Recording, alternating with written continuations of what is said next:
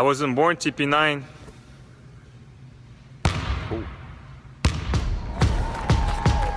Avant, j'aurais renoncé.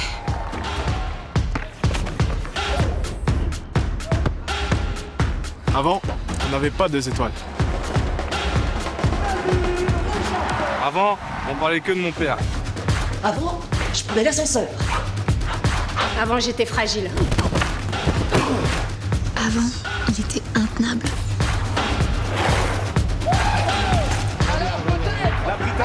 Bah moi avant je croyais pas au miracle.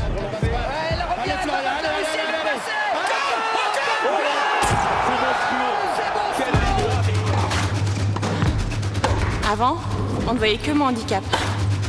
Avant qu'il n'y avait pas autant de followers. Avant, il n'y avait qu'une Manodou. Avant, je m'entraînais pas au Brésil. Avant, je collectionnais plutôt les timbres. Avant, j'étais un Kevin parmi tous les Kevin. Plus maintenant. Avant, j'étais pas pote avec Eric Judor. Et maintenant, comme des frères. Avant ici, c'était une impasse.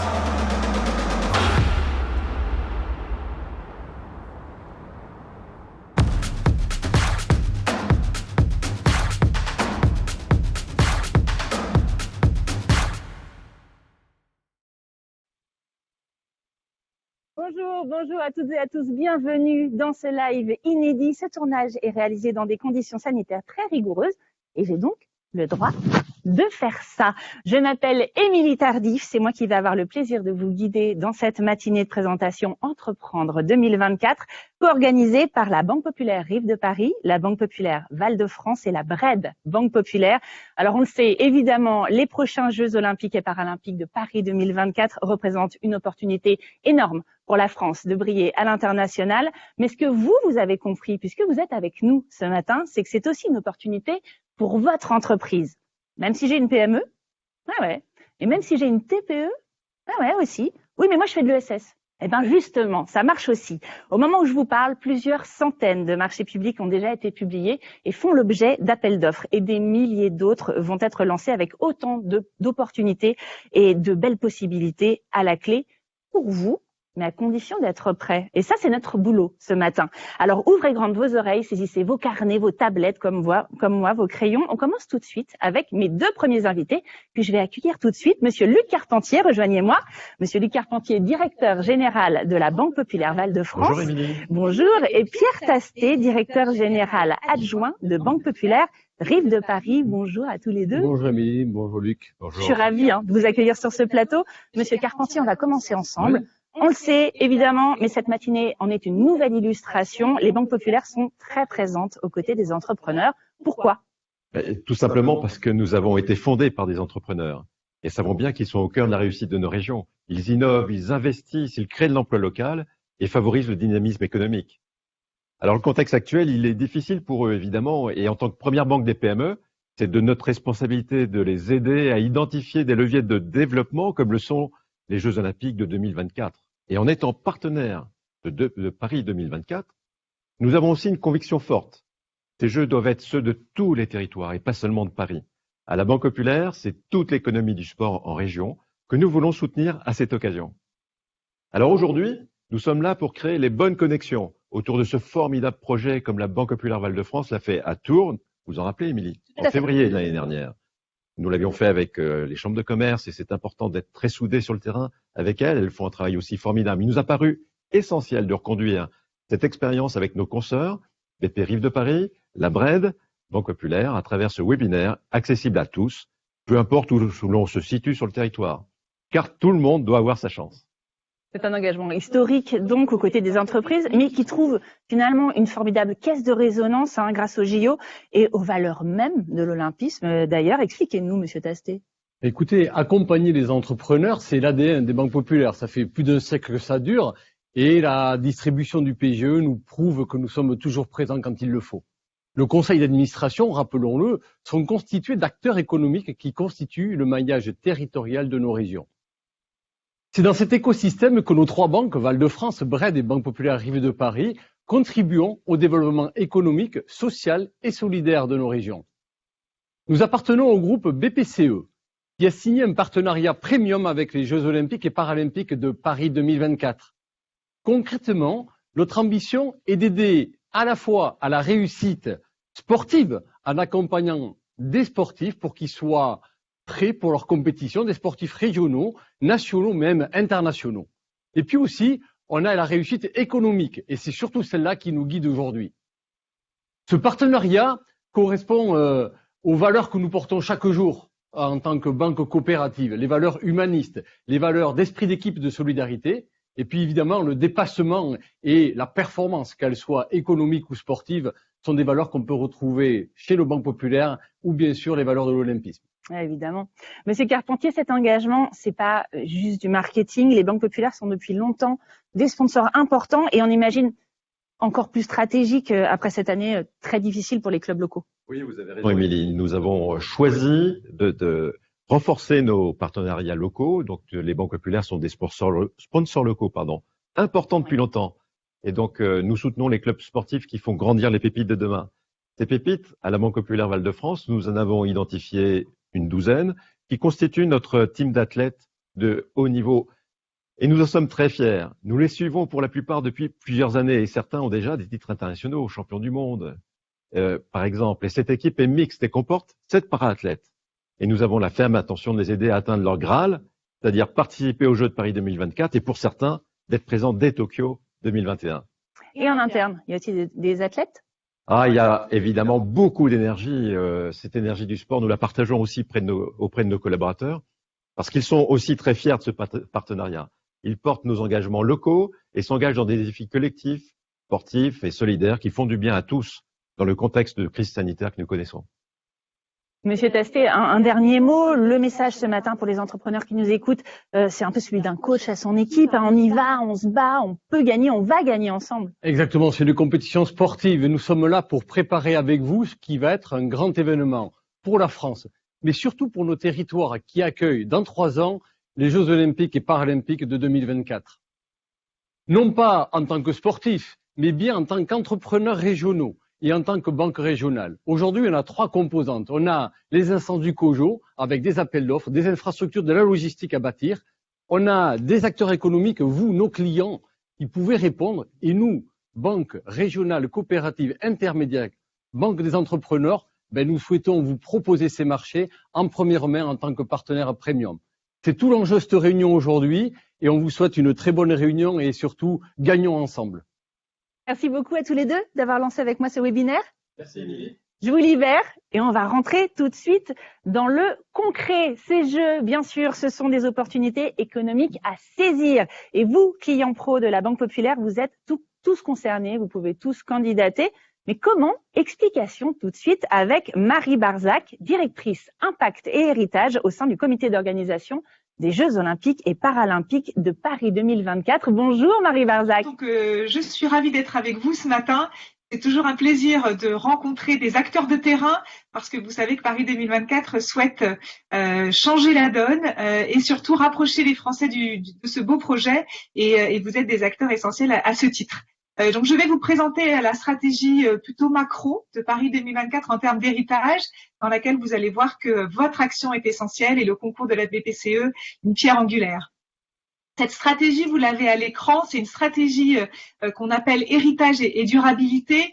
C'est un des 3 piliers de Paris 2024. Nos 3 piliers sont la livraison des Jeux, quand même. Nous avons organisé 2 magnifiques événements sportifs, des Jeux Olympiques, des Jeux Paralympiques. Nous devons engager les Français et nous devons laisser un héritage. C'est ça nos 3 piliers.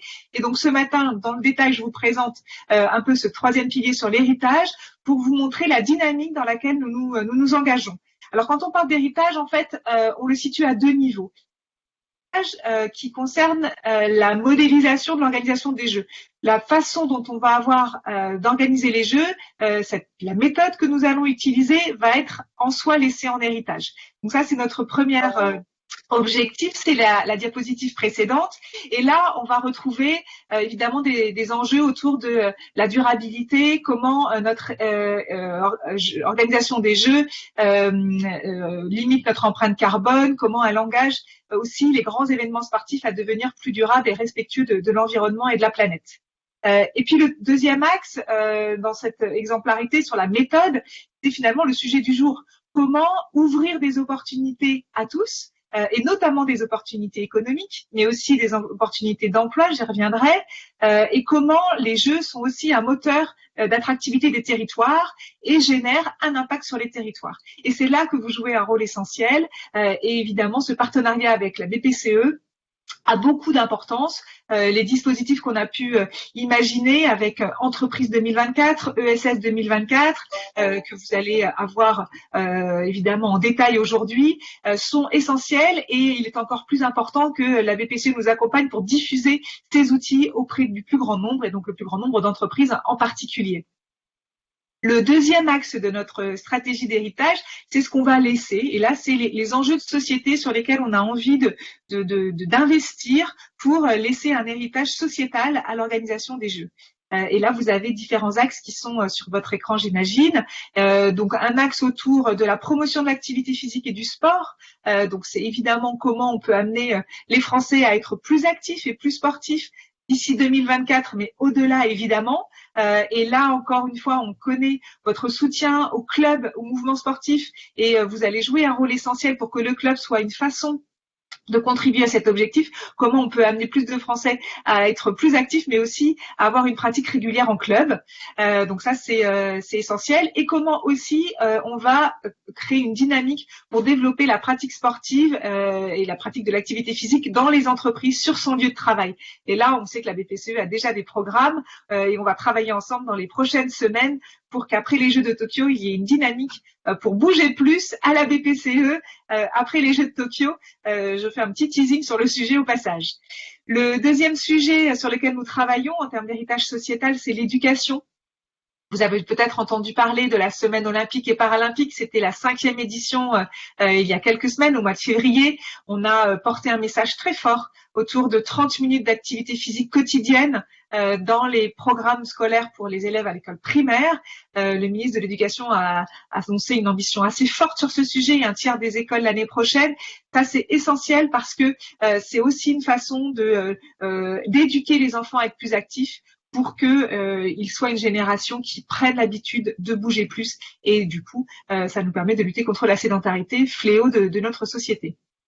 L'engagement citoyen, c'est un sujet aussi important et vous connaissez évidemment ce sujet puisque, encore une fois, vous soutenez largement le mouvement sportif mais aussi associatif. Et vous savez là aussi que les Jeux peuvent être un levier important pour susciter des vocations de bénévoles, de volontaires dans les associations de proximité, dans le sport mais pas seulement. Donc là aussi, on a une belle opportunité avec l'organisation des Jeux pour stimuler l'engagement citoyen de notre jeunesse. Et puis, des sujets aussi importants autour de l'inclusion sociale, l'inclusion professionnelle, comment les Jeux sont aussi une façon d'amener des nouvelles pratiques pour davantage offrir d'opportunités d'emploi à des personnes en situation de handicap, comment les Jeux sont aussi, et donc là on a des job dating sur le sujet et la BPCE, j'ai déjà été engagée sur ce sujet puisque j'ai participé à un de ces événements au mois de septembre. Je me souviens à Jean Bouin qui réunissait des personnes en situation de handicap et des salariés valides de la BPCE qui s'initiaient à des parasports avec des athlètes. D'ailleurs, c'était un bon moment. On s'est dit que ce programme-là était à reproduire. Donc, on a des discussions là aussi en cours avec la BPCE. Et puis, surtout, les dispositifs dont on a parlé tout à l'heure, Entreprise 2024, ESS 2024, qui vous seront encore une fois développés plus longuement, sont des outils essentiels pour que concrètement, Paris 24 s'engage dans le cadre de ces marchés à être exemplaire, à définir vraiment les modalités qui permettent de maximiser les opportunités pour les TPE, PME et les entreprises de l'économie sociale et solidaire. Olivier Debargue, mon collègue, va vous en dire plus dans quelques instants. Je voulais juste finir mon propos sur le sujet de l'emploi, parce qu'on a aussi beaucoup travaillé sur ce sujet. Vous avez à l'écran une cartographie qu'on avait réalisée en 2019. On est en train de la réactualiser. Il y aura une nouvelle version au mois de mai. Pourquoi j'insiste un peu sur ce sujet? Parce que vous le savez, ce sont les entreprises qui créent des emplois, donc ce sont vos clients, et les mobiliser autour des marchés des Jeux, c'est effectivement une façon aussi de générer de l'emploi en lien avec les Jeux. On a réactualisé cette cartographie pour prendre en compte le contexte de la Covid, contexte du coup économique, et pour aussi aller beaucoup plus loin dans le type de métiers qui vont être générés par l'organisation des Jeux. Donc ça, ce seront aussi des outils essentiels pour stimuler l'emploi local, puisque vous savez qu'on a un objectif d'impact sur les territoires. Voilà, j'en ai fini avec cette présentation générale. Merci encore à tous. Merci Marie Barzac. Juste avant de vous laisser filer, on a une question plus spécifiquement sur le volet économique. Que développe Paris 2024 pour léguer un héritage valorisant pour les entreprises, TPE, PME et les acteurs de l'ESS qui nous regardent ce matin? Alors, on développe des outils en partenariat avec le MEDEF pour ce qui concerne Entreprise 2024, avec les canaux pour ce qui concerne ESS 2024, et on mène aussi beaucoup de temps de communication autour du coup de ceux qui vont remporter ces marchés. Donc on a commencé à petite échelle puisqu'aujourd'hui on a encore lancé peu de marchés, mais nous allons avoir l'occasion de mettre à l'honneur les TPE, les PME, les entreprises de l'ESS qui vont travailler avec nous pour livrer les jeux. Et pour faire la démonstration que les jeux c'est pour tout le monde, donc c'est notre slogan opportunité pour tous. On aligne tout le monde sur la ligne de départ et surtout on crée les conditions pour faire travailler les acteurs les plus gros avec les plus petits pour montrer qu'avec un peu d'anticipation, et c'est ça notre objectif à nous, et c'est pour ça qu'on s'y est pris si tôt dans le calendrier d'organisation des jeux. Ce sont les premiers sujets sur lesquels on a travaillé parce que ça prend du temps d'apprendre à se connaître et de répondre à des marchés ensemble. Donc ça c'est un héritage qu'on espère très conséquent et qui se poursuivra puisqu'on encourage les autres grands événements sportifs internationaux en France à utiliser ces plateformes et la méthodologie comme le sourcing code qu'Olivier va vous développer dans un instant. Ça, ce sont des outils open source déjà à disposition des organisateurs d'événements sportifs. Merci beaucoup Marie Barzac de vous être rendue disponible pour nous et ceux qui nous suivent ce matin. On passe tout de suite à la suite de notre webinaire. Des jeux, c'est bien. Des jeux en France, évidemment, c'est formidable. Mais des jeux engagés dans une démarche économique et sociétale, c'est encore mieux.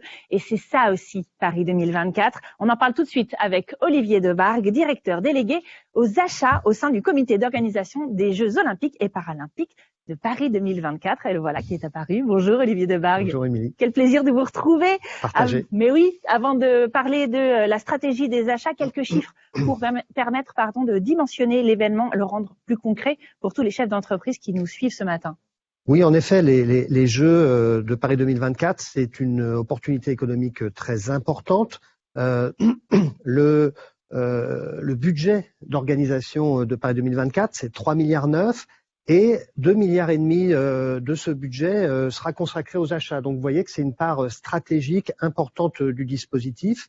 Ça va mobiliser probablement 8 à 10 000 fournisseurs. On n'est pas tout à fait sûr du nombre, mais c'est des milliers de fournisseurs dans une variété très grande de catégories d'achats, puisqu'on évalue à environ 500 catégories différentes d'achats. Ça veut dire qu'il va y avoir beaucoup de diversité dans nos achats et donc beaucoup d'opportunités pour tous les secteurs économiques.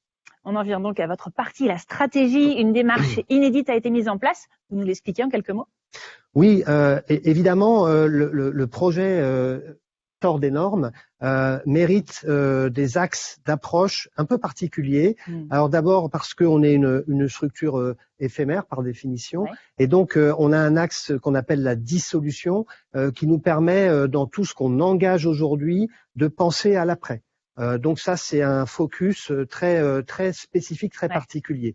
Par ailleurs, on veut que le marché soit au rendez-vous. On va avoir besoin de beaucoup d'entreprises, on va avoir besoin de livrer en temps et en heure, et donc on va avoir besoin de ce qui se fait de mieux en termes de capacité de production, de livraison et de service. Et donc on va faire du sourcing, pardon pour l'anglicisme, on va essayer de donner de la visibilité au marché pour permettre au marché de s'organiser le mieux possible et pour répondre à nos appels d'offres. Et puis, on veut laisser un héritage, comme Marie le disait, on a un enjeu qui dit que on veut que l'événementiel, le sportif s'empare, nos parties prenantes, nos partenaires s'emparent de cette politique d'achat responsable pour la rendre pérenne et pour la faire monter en puissance après 2024 également et dès aujourd'hui. Donc oui, on a ces axes qui vont caractériser l'approche du projet Paris 2024. Mais justement, cette stratégie, vous parliez d'axes, mais elle a été construite autour de 5 engagements forts aussi. Lesquels? Alors effectivement, 5 engagements, vous allez voir, ils paraissent évidents quand on les cite, mais vous allez voir, c'est un engagement très fort. Le premier, c'est l'économie circulaire. On a dit qu'on était une structure éphémère. On veut être vertueux en termes d'économie circulaire, à la fois en amont, c'est-à-dire en éco-conception, et puis en aval sur tous les biens et fournitures qu'on va être amené à acheter et qui vont du coup avoir une seconde vie et peut-être même plus ensuite. Ensuite, on a des engagements très forts qui sont maintenant connus de neutralité carbone sur l'ensemble de ce que va constituer l'organisation des Jeux, y compris les voyages des spectateurs et les mouvements d'organisation. Et donc, neutralité carbone, biodiversité. Le troisième enjeu, Marie en a parlé avant, c'est l'innovation sociale. On veut créer des opportunités pour l'économie sociale et solidaire. On veut faire que ce secteur ait sa chance, puisse s'organiser, et on veut favoriser le retour à l'emploi de personnes qui en sont éloignées. De la même façon, quatrième objectif, engagement au côté handicap. Alors bien sûr pour des notions d'accessibilité des compétitions, des sites, les Paralympiques, mais aussi pour les entreprises du secteur adapté protégé à qui on veut proposer les meilleures opportunités possibles. Et puis enfin, le dernier engagement en faveur des territoires, c'est-à-dire on veut avoir un impact local, un impact économique. On va être présent finalement sur tout le territoire, pas simplement en région parisienne, mais aussi en Outre-mer et puis dans les villes comme Marseille où il y aura des épreuves sportives de voile notamment, des stades de foot partout en France, les bases de repli des équipes qui vont venir reconnaître la France, les lieux, s'entraîner, se préparer, les bases de repli. Bref, on va innerver le territoire en réalité et donc on veut avoir un impact sur l'économie locale et c'est là on a besoin de l'ensemble du réseau BPCE notamment qui est capable d'activer les acteurs locaux. Mais tout ça, ça paraît formidable, mais même presque un peu utopique. Mais non, en fait, ça marche. Et vous le savez parce que vous l'avez testé. Vous avez d'ailleurs un exemple concret à nous donner. Oui, absolument. On a voulu cette stratégie qu'on a réfléchie, on a voulu la mettre à l'épreuve du premier site olympique, puisque le siège social de Paris 2024, c'est un site olympique. Et on a voulu faire de ce site une référence dans la mise en œuvre de cette stratégie responsable des achats. Le bâtiment lui-même est extraordinaire, il est éco-conçu en bois particulièrement, avec de l'énergie solaire, de la consommation électrique verte. On a donc déployé sur ce siège les 5 engagements et si on peut les parcourir très rapidement, le mobilier de bureau par exemple qui constitue tout ce qui va aménager nos espaces de travail, sont assez large partie à la fois éco-conçus et ont déjà une porte de sortie d'économie circulaire en 2024. Ah, super.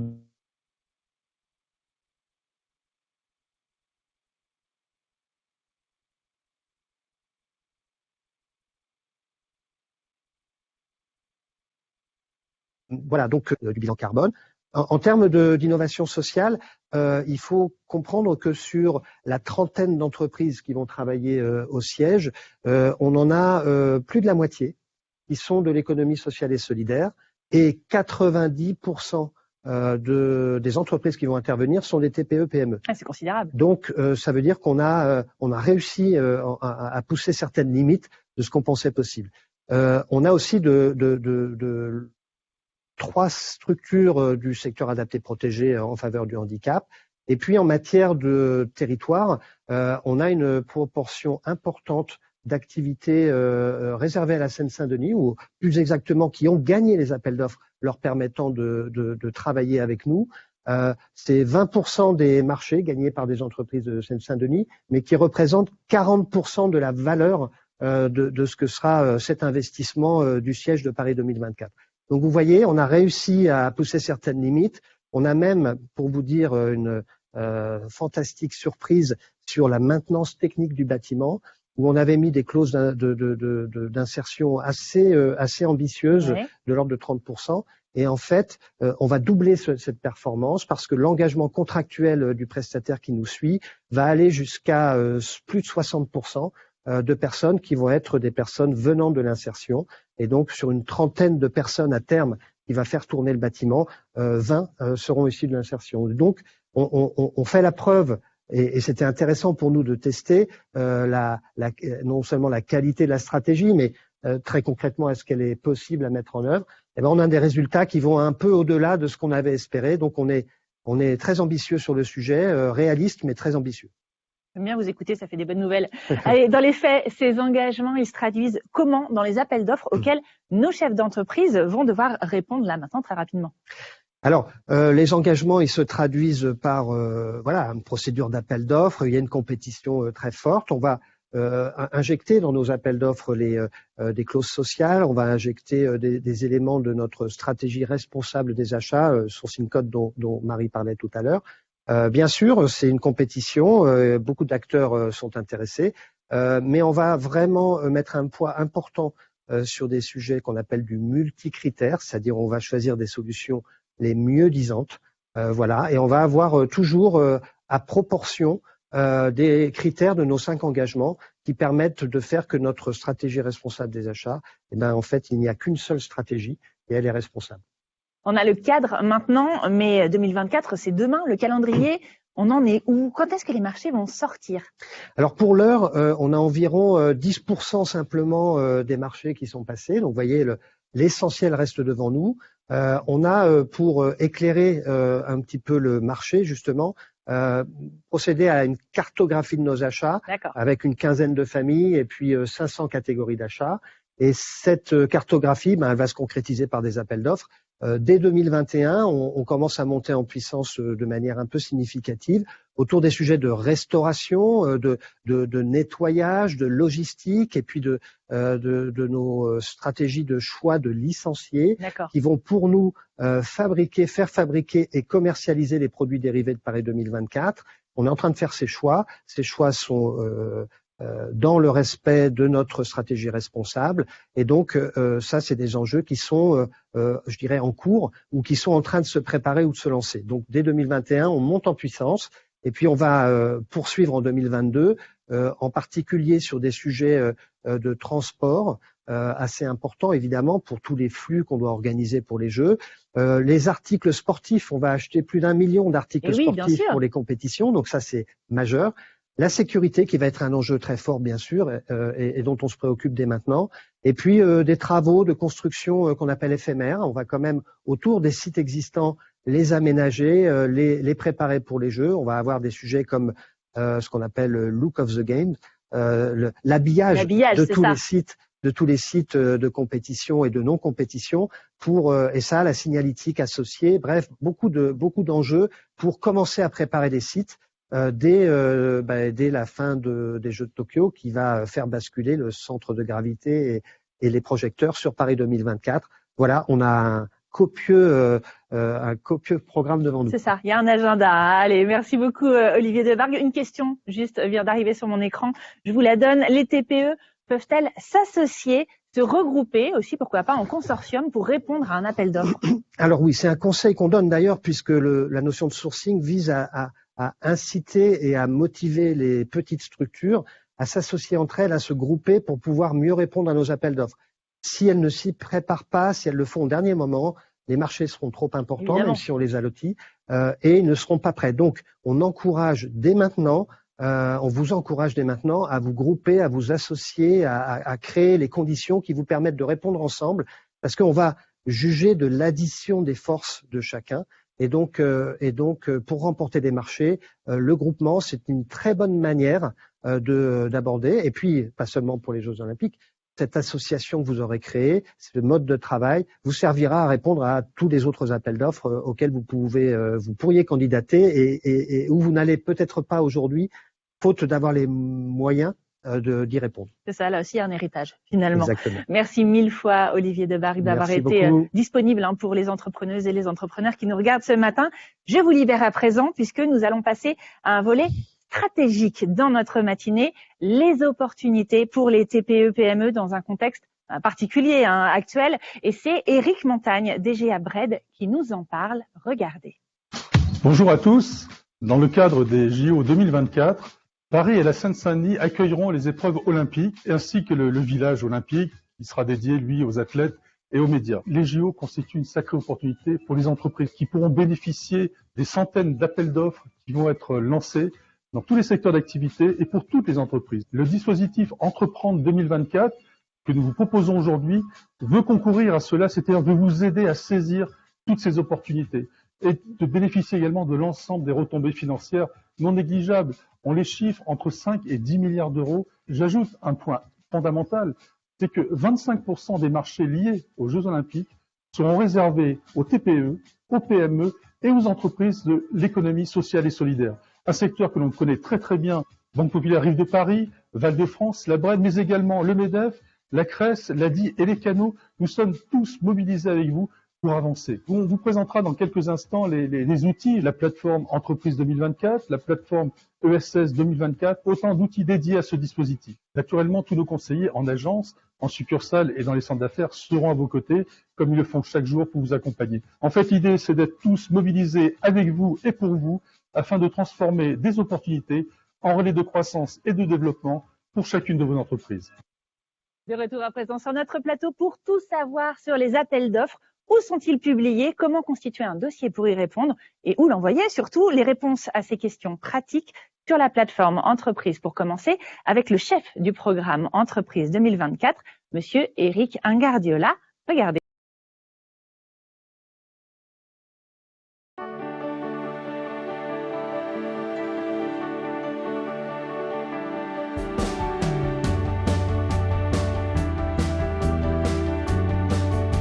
Entreprise 2024, c'est quoi?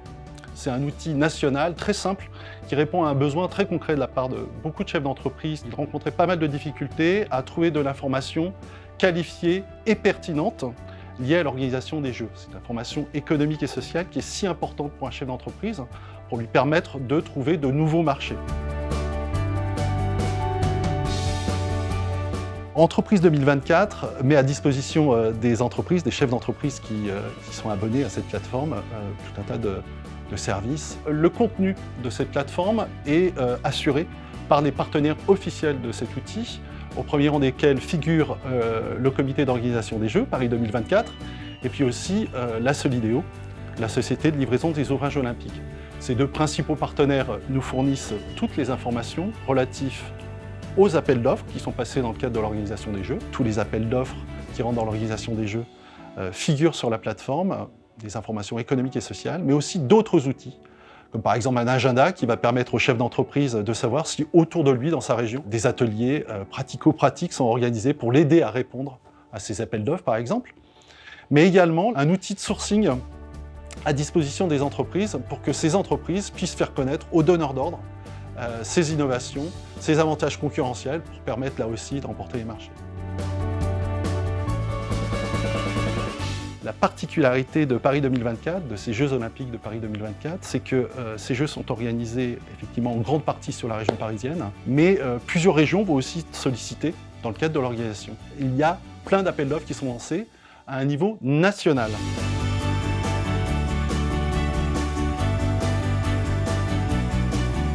Lorsqu'un appel d'offres est lancé par une collectivité territoriale, par exemple, eh bien, nous sommes alertés de la passation de cet appel d'offres et nous le mettons en ligne.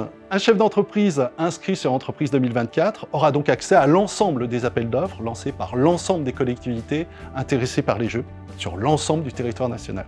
Il n'aura pas à chercher, il gagnera un temps très très précieux pour lui.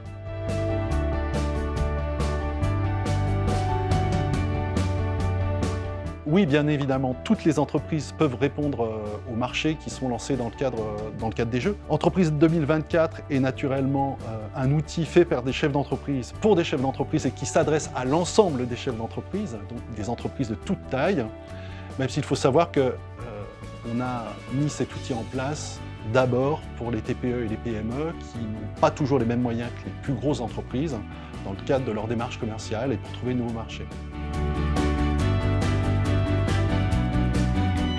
Répondre à un appel d'offres est une chose qui peut paraître compliquée pour une TPE ou une PME. Mais on a coutume de dire qu'un chef d'entreprise seul est toujours mal accompagné. Alors, un conseil, si répondre à un appel d'offres peut vous faire peur, N'hésitez pas à consulter les réseaux d'accompagnement qui sont tout autour de vous et qui seront un plaisir de vous aider dans cette démarche. Vous pouvez d'ores et déjà vous enregistrer sur la plateforme Entreprise 2024. Son URL est simple, c'est entreprise2024.fr et suivre son actualité sur son fil Twitter, @2024 entreprise au pluriel. Ce fil Twitter vous permettra d'avoir une veille pertinente sur tous les appels d'offres qui sont lancés sur la plateforme, en temps réel. Vous avez une question, un renseignement, n'hésitez pas à nous contacter via l'adresse mail suivante, contact@entreprise2024.fr. Retour, réussir les premiers jeux durables, inclusifs et solidaires de l'histoire, eh bien c'est le défi que s'est lancé Paris 2024. Une catégorie d'entreprises a donc peut-être encore plus que toutes les autres une place à prendre dans le catalogue de fournisseurs des jeux. Ce sont les entreprises de l'économie sociale et solidaire, et c'est Christophe Divy, directeur ESS 2024, qui me rejoint sur le plateau. Merci d'être venu nous en parler. Bonjour à tous. Bonjour. Une plateforme dédiée a été lancée pour les entreprises de l'ESS. Expliquez-nous, Christophe. Oui, tout à fait. On a la conviction depuis le démarrage de ce grand projet avec Paris 2024, avec l'ensemble des partenaires, des parties prenantes de ce grand projet, qu'en effet, les entreprises de l'insertion, les entreprises du handicap ont un rôle particulier à jouer, l'ensemble des entreprises de l'économie sociale et solidaire. Pourquoi ? Parce qu'elles apportent un supplément d'âme. Elles sont ancrées dans les territoires, elles portent des solutions qui sont souvent innovantes en matière d'excellence environnementale, en matière d'économie circulaire, en matière d'innovation sociale. Et parce qu'elles apportent ce supplément d'âme, on pense qu'il faut leur apporter un supplément d'accompagnement. Et donc, c'est toute cette offre de services d'accompagnement très opérationnelle, très directement adressée à ces entreprises de l'économie sociale et solidaire qu'on a construite, qu'on a co-construite avec Paris 2024 à travers cette plateforme ESS 2024. Cette offre de services, donc elle est très très concrète, et pour l'illustrer, le premier niveau d'accompagnement qu'on propose, c'est en effet le sourcing ou le référencement. La plateforme ess2024.org, pour vous, chefs d'entreprise, représentants des chefs d'entreprise qui ne la connaîtraient pas encore, je vous invite à vous référencer. C'est très souple, c'est très simple d'utilisation. On l'a pensé pour être réellement utile et directement utile dans votre organisation et dans votre stratégie de projection sur les différents marchés.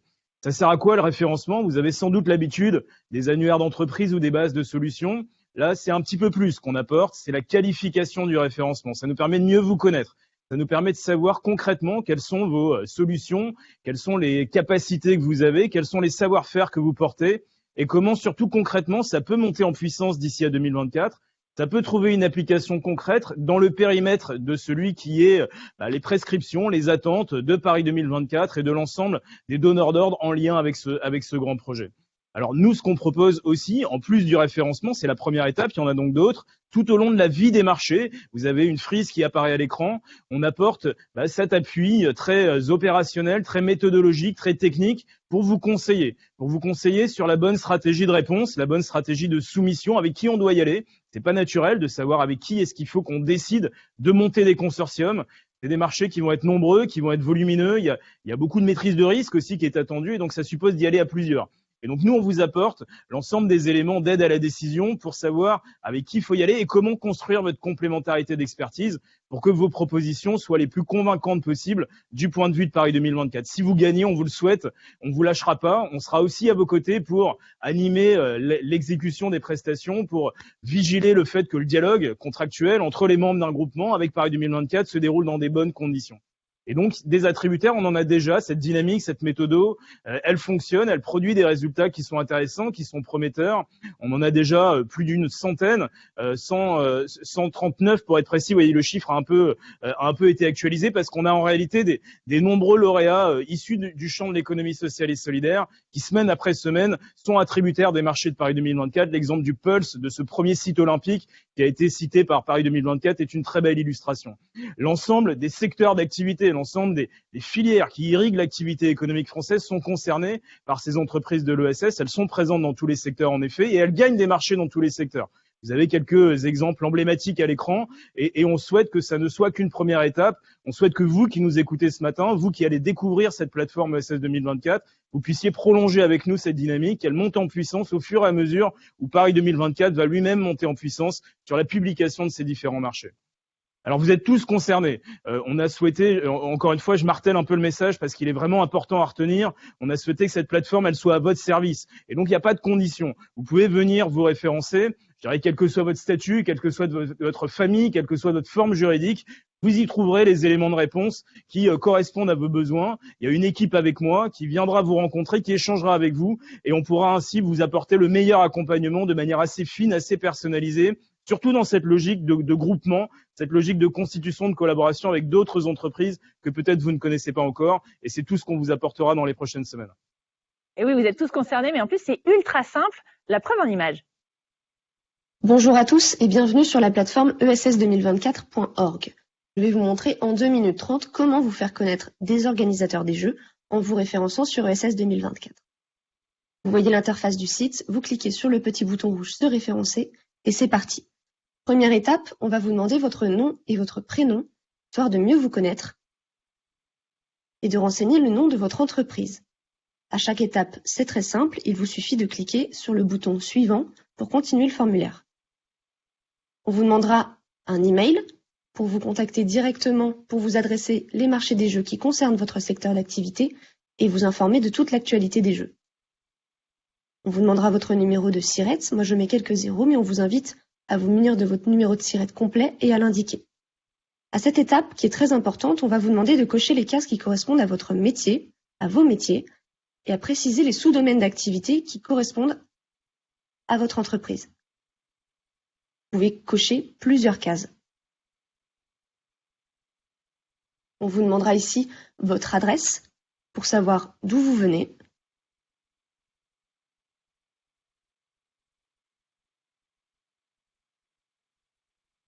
Et on précisera un numéro de téléphone pour vous contacter plus directement si un marché des jeux vous concerne directement.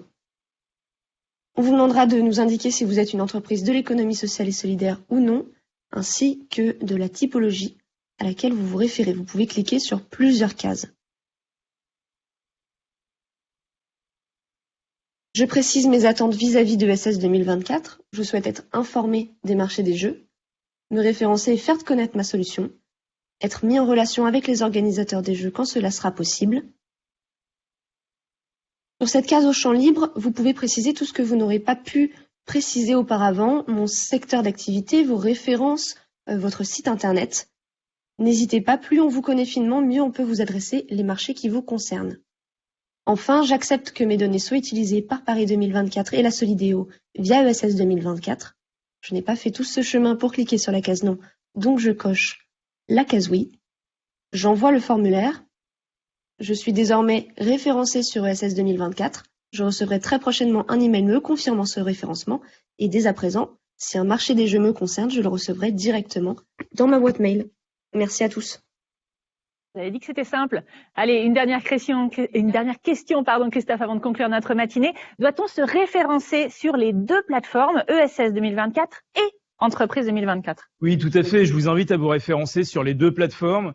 Et je dirais que c'est déjà une première forme d'héritage tangible, effectif, concret de la part de Paris 2024 que d'avoir construit ces 2 plateformes, mais surtout d'avoir construit la complémentarité en termes d'expertise et en termes de niveau de service d'accompagnement entre ces 2 plateformes. Bon, évidemment, si vous êtes une entreprise de l'économie sociale et solidaire, je dirais que la plateforme ESS 2024 s'adresse prioritairement et préférentiellement à vous. On va, encore une fois, vous apporter l'ensemble des services d'information, d'accompagnement, d'appui à la constitution des réponses pour que vous puissiez vous saisir de l'ensemble des consultations, l'ensemble des marchés qui vous concernent dans votre secteur d'activité. Bon, ces groupements, ça va passer aussi par de la collaboration avec d'autres entreprises, des entreprises dites plus classiques de l'économie traditionnelle, des TPE, des PME, des grandes entreprises. Et c'est là le lien qu'on a avec la plateforme Entreprise 2024 pour constituer ces consortiums et ces collaborations. Merci beaucoup, Christophe Divy. Allez, c'est déjà la fin de notre live. N'hésitez pas à revisionner cette vidéo. Elle va être disponible en replay, mais seulement pour les prochaines 48 heures. Vous avez maintenant tous les outils en main. La ligne d'arrivée, vous l'avez compris, c'est 2024, mais le départ, c'est maintenant qu'il faut le prendre. Je compte sur vous pour filer tout de suite, vous inscrire sur nos 2 plateformes. Vous avez vu, en plus, c'est simple. Merci beaucoup aux équipes de la Banque Populaire Rive de Paris, de la Banque Populaire Val-de-France et à la BRED Banque Populaire. Merci bien sûr aux équipes techniques qui ont rendu ce live possible ce matin. Enfin, merci à vous, évidemment, de nous avoir suivis. Il n'y a plus qu'à. Allez, bonne journée et à bientôt.